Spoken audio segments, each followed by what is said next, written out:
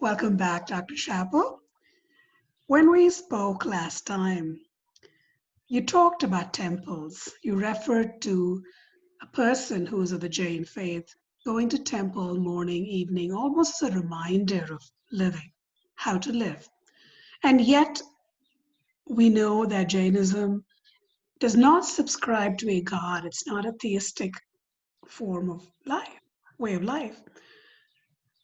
So I'm curious as to when you say temple, and you refer to, of course, Tirthankara, Ashwanada, what is the relevance of scriptures, saints, scholars, Tirthankaras, temple? How do they all come together?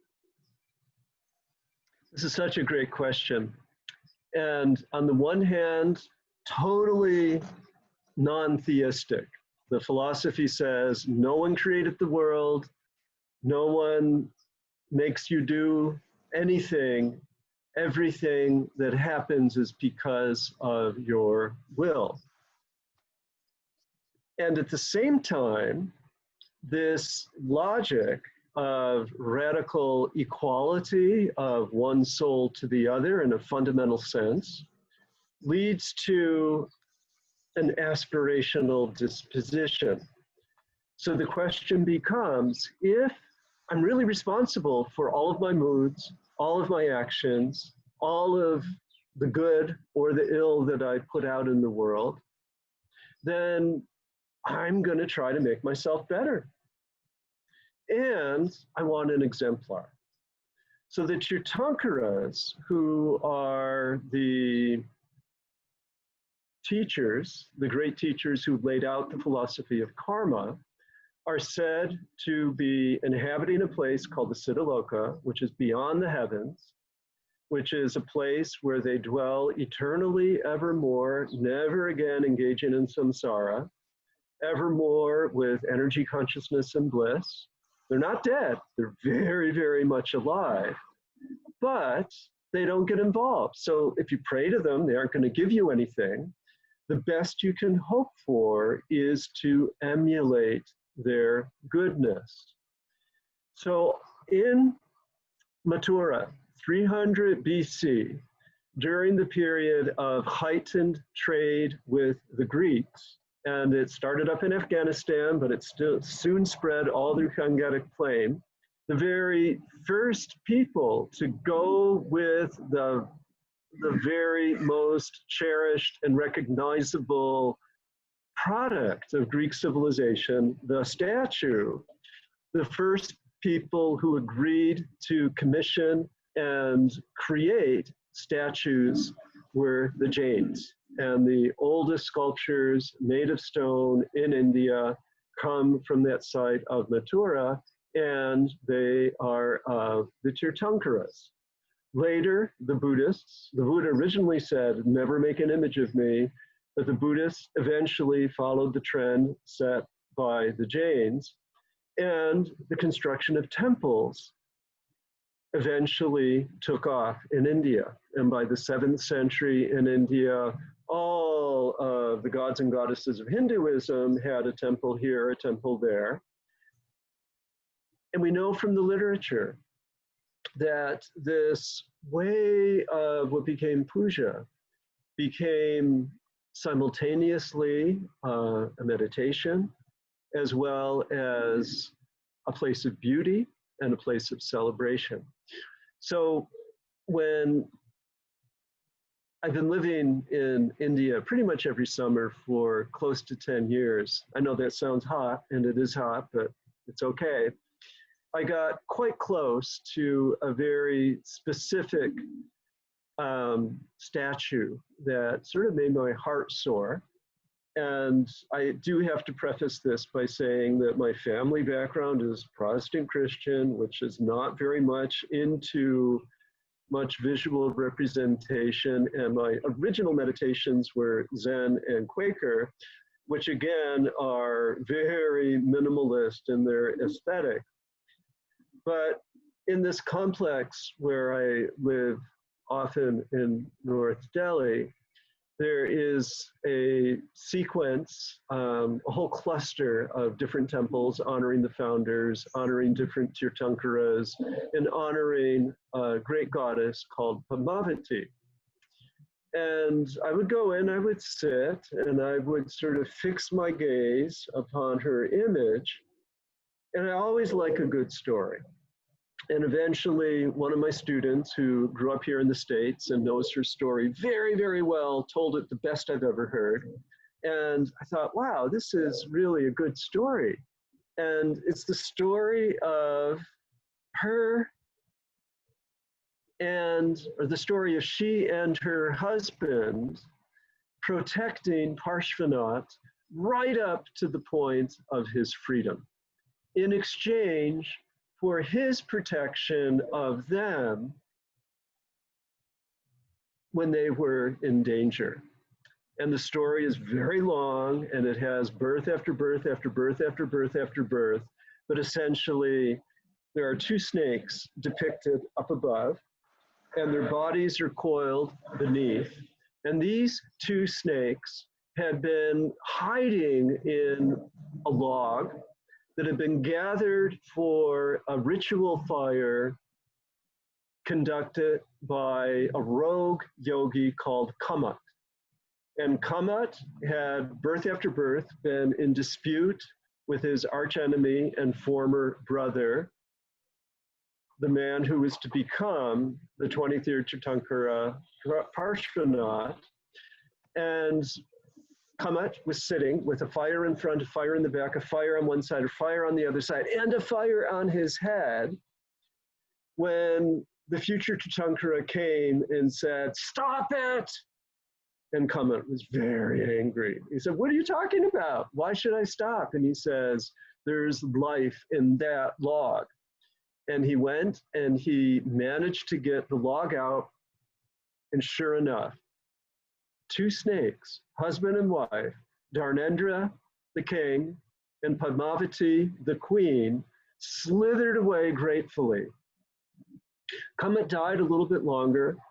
He reached through all of his tapas, all of his yoga performance, all of his rituals, he reached a heaven where he actually controlled the weather. He became the god in charge of the monsoon. And he said, "I just continue to hate that horrible man that used to be my brother, and look at him. He's trying to go all the way beyond the heavens to the Siddhaloka. Who does he think he is?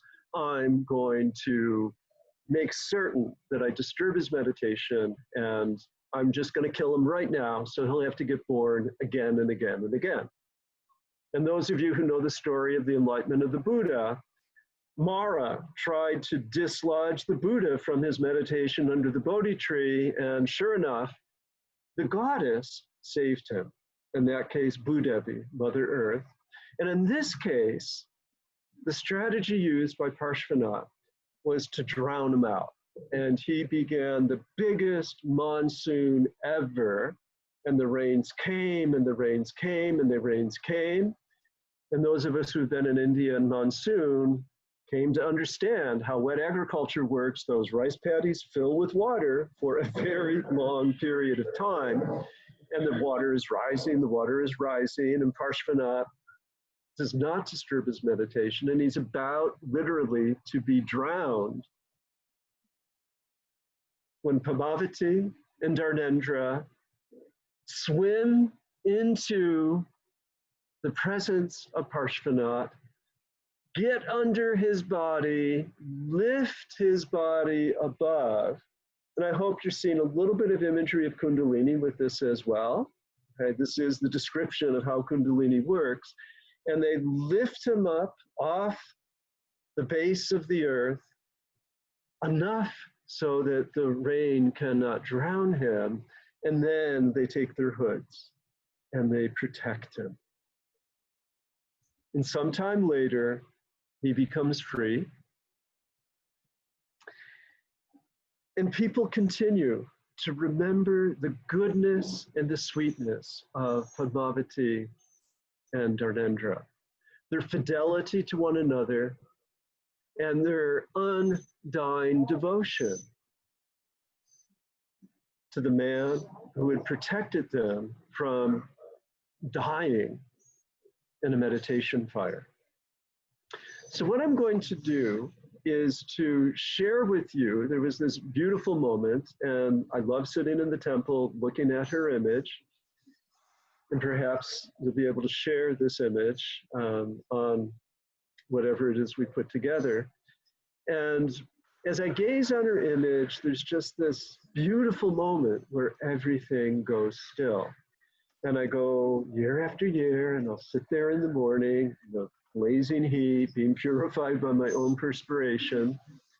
And then one year, this little blue booklet showed up, and it is the 108 Namajapya mantra to the goddess Padmavati. And with my translation group at Loyola Marymount University, we sat for several months, and we went through the verses. And they represent the amalgam of mantric and visualization and yantra meditation practice. And I've given this a little bit of a cadence where we will hear the mantra, which is a very tantric mantra, periodically interspersed with descriptions of this magnificent goddess called Padmavati. Om Krom Hrim Shri, praise to you, the great goddess, beautiful empress of the world. Om Krom Hrim Shri, praise, you are fierce, learned, fair-skinned. Om Krom Hrim Shri, you are devoted to the Jaina Dharma and have gained boons from those 5 groups committed to holiness.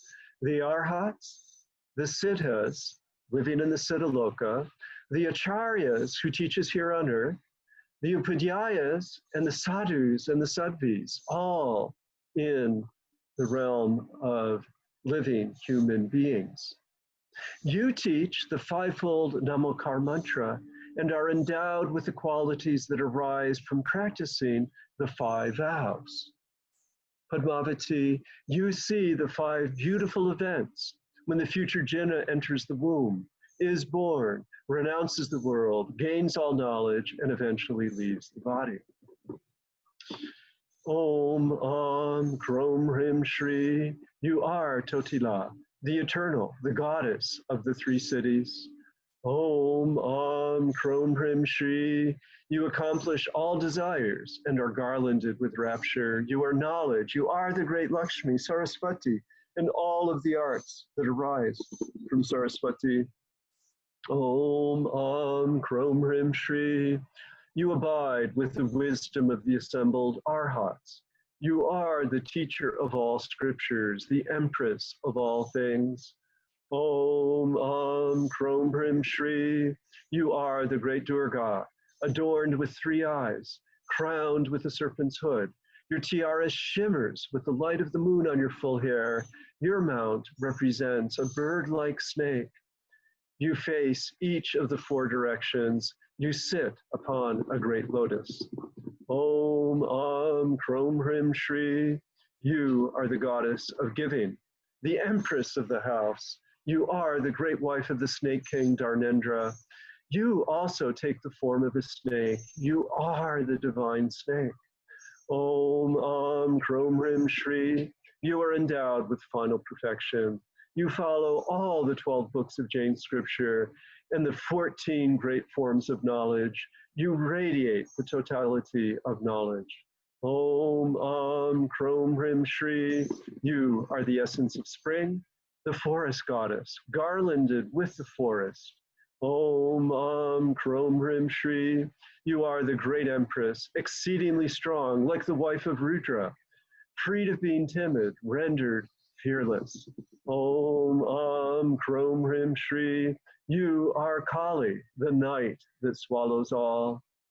Om Krom Hrim Shri, you are the river Ganges and the governess of the Gandharvas. Om Krom Hrim Shri, you possess the purity of right view. You are the epitome of right knowledge. You are endowed with right action. Om Krom Hrim Shri, you are the helper of humanity. You are endowed with incalculable merit. Om Krom Hrim Shri, you are part of the assembly of sages. You are the governess of the assembled arhats. Om Hum Krom Hrim Shri, you dwell in the serpent realm, yet you are the lotus. You have a face like a lotus. You radiate like a lotus. Om Krom Hrim Shri, you have obtained wisdom. You are the wife of the moon, waxing. Om Krom Hrim Shri, you are the support. You are the one who supports. You are victorious. Om Krom Hrim Shri, you are the yogini, the knower of yoga, not broken by poverty or death, holding an endowment of patience. Om Krom Hrim Shri, you reside in all pilgrimage places, warding off all sin. You wear a garland of great brilliance. Om Krom Hrim Shri, you are the Vidya Devi who sports a thunderbolt corset. You hold a magical noose. You are the giver of the nourishing breast. Om Krom Hrim Shri, you gather the fruit of the ladder leading to karma's thinning. You have hands. You have auspicious wisdom. You are noble. You hold all in your hands, hands that bring the gifts of the goddess of spring. Om Krom Hrim Shri, your voice gives praise. You are the wife of Shiva, seated on a lotus throne. Like the wife of Shiva, you radiate the color of the rising sun. You are the governess of erotic play. Om Krom Hrim Shri, you know the essence of self from multiple perspectives. You bring the fruit of meaningful contemplation. You are the jewel of consciousness. Om Krom Hrim Shri, you are full of tenderness, freed from all sinful undertakings, free from the constraints of lineage. You gather this apocal earth.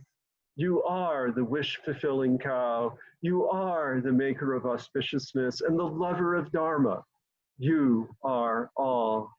Om Krom Hrim Shri. You watch over the true Dharma. You pacify all sin. You ward off all illness. You are profound, fascinating, and accomplished. Om Krom Hrim Shri. You dwell in the medicinal tree, adorned with purple flowers. Om Namo Namah.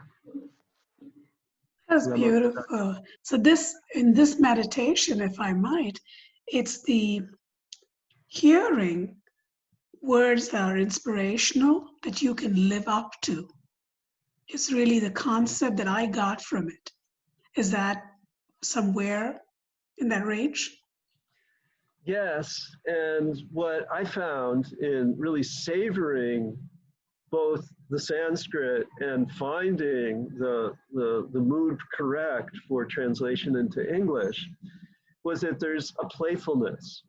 There's this notion that you aren't being chastised, that you're truly celebrating both the story, because every Jain child is raised with this story, and you're celebrating what it represents. And you're also engaging directly in a process in Jainism called anekanta. And I think you heard invoked Kali, Durga, Saraswati. You heard invoked Rudra and Shiva. And these are all the Hindu gods known and beloved by so many, and they're part of the family. So this crossing of tradition, this blurring of boundaries, this way of calling forth beauty is what really continues to delight me. And I'll share another story. There's in Green Park, which is South Delhi. There's a neighborhood Jain temple that I would visit while living nearby. And I was there for the great fasting holiday, which is Paryushan, and it takes place usually in the month of September. But for that period of 7-8 days, the Jains fast all day, all night, all the next day, maybe a little bit of water, and they actually celebrate those who make it through. Not everybody does all of the week and plus. So I was there for that celebration, and there was this magnificent mandala in the temple.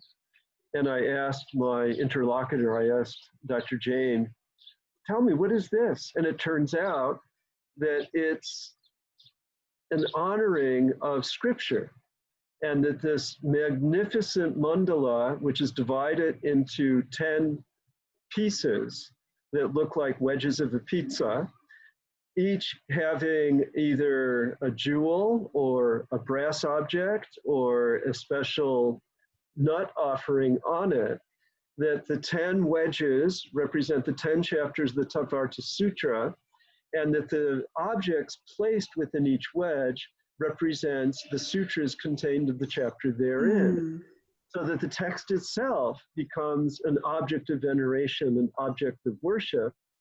And even though they may not have memorized all of the verses within the chapter, they're able to remember that, oh, this is important enough that we're going to present this visually. Is there any God on that particular shrine? Not at all. And what we've done in the United States is provide space in Jain spaces that are inclusionary. There will be a solitary hall with no images for the Stanisquasis.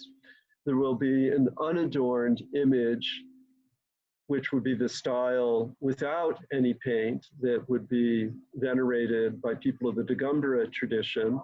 And then there will be full-on Svetambara painted images, such as you see here, such as you see with the image of Padmavati. Thank you so much, Dr. Chapple. I really appreciate it. Thank you. Thank you so much.